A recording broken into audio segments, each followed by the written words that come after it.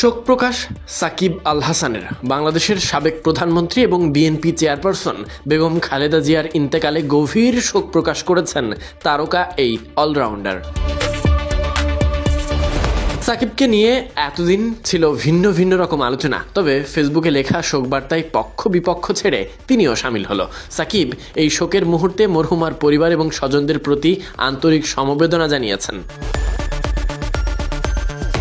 সাকিব আল হাসান তার দেওয়া ফেসবুক পোস্টে উল্লেখ করেন, দীর্ঘ রাজনৈতিক জীবনে দেশের জন্য বেগম খালেদা জিয়ার গুরুত্বপূর্ণ কাজ এবং অবদান স্মরণীয় হয়ে থাকবে। আল্লাহ তাআলা যেন তাকে ক্ষমা করেন এবং তার রুহের মাগফিরাত দান করেন, এই কামনা করেই ফেসবুক পোস্ট করেন সাকিব। এদিকে আজকের পত্রিকায় দেওয়া সাক্ষাৎকারে সাকিব আল হাসান দেশে ফেরা নিয়ে বিস্তারিত কথা বলেছেন। সাক্ষাৎকারে প্রশ্ন করা হয়, বিসিবির পক্ষ থেকে যখন আনুষ্ঠানিক বিদায়ের উদ্যোগ নেওয়া হয় 2024 সালে, সে সময় কি হয়েছিল।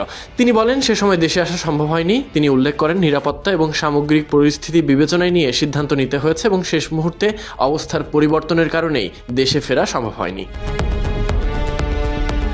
আজকের পত্রিকায় দেওয়া সাক্ষাৎকারে সাকিব বলেন, আমাকে সরাসরি ক্রীড়া উপদেষ্টা এবং আইন উপদেষ্টা গ্রিন সিগন্যাল দিয়েছিল। আমি প্লেনে উঠেছি, বিসিবি আমাকে পুরোপুরি নিশ্চিত করেছিল।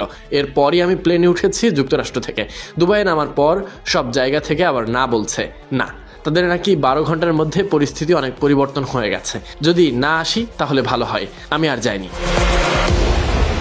এছাড়া ওই সাক্ষাৎকারে তিনি আরও বলেন, তার সাম্প্রতিক পারফরমেন্স নিয়ে তিনি কাউকে দেখাতে কোনো কিছু করছেন না, শখ থেকেই খেলে যাচ্ছেন। যে জাতীয় দলে খেলতেই হবে এমনটা নয়, পছন্দ করেন তাই খেলে যাচ্ছেন।